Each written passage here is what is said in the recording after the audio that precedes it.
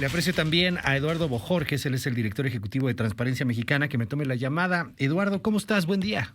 Muy buenos días, Luis. Gracias por la invitación. Oye, si es muy grave, ¿quiénes son ellos? La organización American Society and Council of the Americas es muy importante, realmente la gente, me refiero, no sé, inversionistas, el Círculo Rojo del Planeta, en fin, están viendo que estos señores de la organización internacional. Mira, la ASCOA, como se le conoce por sus siglas, es una asociación pues para la investigación en los Estados Unidos. Es un think tank, como se les llama comúnmente, que está basado en Washington y que lo que ha buscado en los últimos años es meterse al tema pues del análisis del control de la corrupción en América Latina y especializarse. Es una más de las instituciones que produce instrumentos de medición sobre el tema de control efectivo de la corrupción. Hay otras, tú recordarás, por ejemplo, hay un proyecto muy grande sobre justicia global, el World Justice Project, que también hace trabajo similar. Y lo importante aquí, Luis, creo, como en tantas cosas, no es el instrumento aislado, sino la tendencia. Y lo que estamos viendo es que varios instrumentos internacionales empiezan a arrojar una tendencia similar y creo que eso es lo que hay que poner en la atención del público. Sí, uno podría decir, bueno, estos me tienen mala fe, me traen de encargo, cosas por el estilo, pero ya cuando vas viendo que son varias organizaciones que te están advirtiendo y que te van diciendo, ahí viene el lobo, a lo mejor es que ya el lobo anda por ahí presente. Oye, dime algo, ¿por qué, de acuerdo a este estudio, somos más corruptos de lo que éramos, no sé, en 2018? Lo que dice el estudio es que hemos perdido capacidad para controlar la corrupción. Miden en este instrumento pues un conjunto de instituciones públicas que tendrían que funcionar bien. Nosotros en México a ese conjunto de instituciones la llamamos Sistema Nacional Anticorrupción, pero no dejan de ser un conjunto de instituciones. Un órgano interno de control, que en México se llama Secretaría de la Función Pública, un órgano externo de control, que en nuestro país se llama Auditoría Superior de la Federación, un fiscal que acusa en materia de corrupción, la Fiscalía General de la República, un juez que trabaja para sancionar los casos de corrupción, el Poder Judicial, y ese conjunto de instituciones, lo que señala el instrumento, es que no se están fortaleciendo, sino que al contrario, desde el punto de vista de estos investigadores, están perdiendo independencia política respecto a quien tendrían que vigilar o el tipo de corrupción que tendrían que investigar y sancionar, y también pues la otra cosa que señalan es que están perdiendo fuerza, ¿no? Lo cual también es creo que evidente a los ojos de todos, porque estamos concentrando en un solo lugar en la Presidencia de la República muchas de las tareas que antes estaban repartidas justamente para que pues no hubiera potenciales conflictos de intereses, ¿no? Que quien investigara, que quien sancione, cuando todo está concentrado alrededor de una sola figura, por honesta que sea esta figura, pues se pierde capacidad para controlar la corrupción.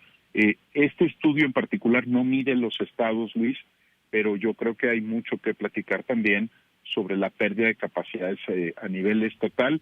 Sin duda la independencia de muchos de los órganos anticorrupción en los estados no es una de las características que los distingan, y yo creo que después del resultado electoral de 2021 habrá que estar muy atentos en que no se pierda también capacidad para el control de la corrupción en los estados del país.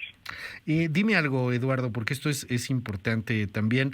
Los estados ahí están y también es cierto que hay estados con más transparencia que otros, como hay estados con mayor desarrollo económico que otros, pero me llama mucho la atención el lugar en el que estamos. O sea, nos estaríamos comparando con países como la República Dominicana, o no sé, como Paraguay, como Guatemala, como Bolivia, como Venezuela.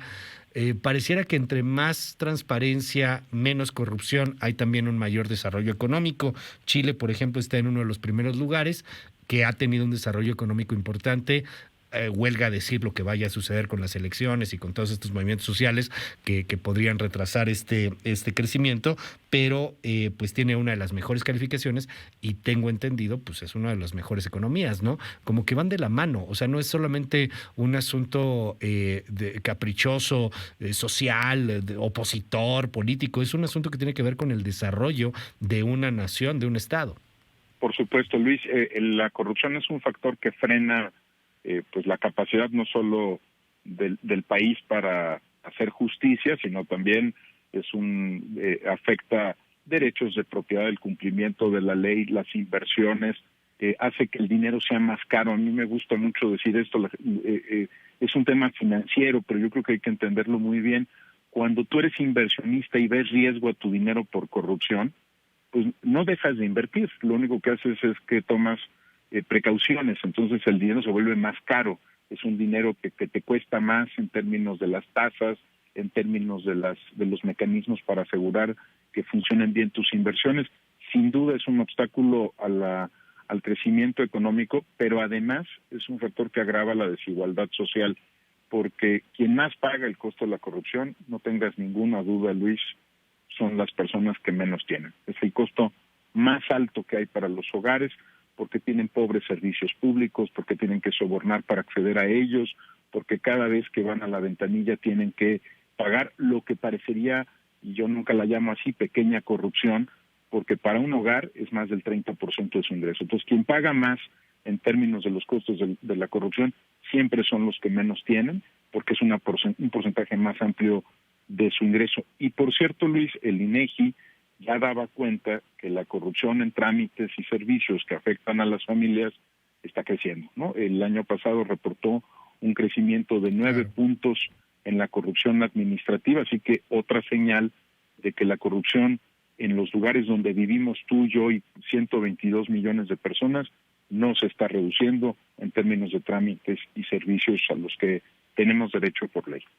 Gracias, Eduardo Bojorges, por tomarme la llamada telefónica esta mañana. Es el director ejecutivo de Transparencia Mexicana. Mil gracias, Eduardo. Al contrario, Luis, muchas gracias por la invitación.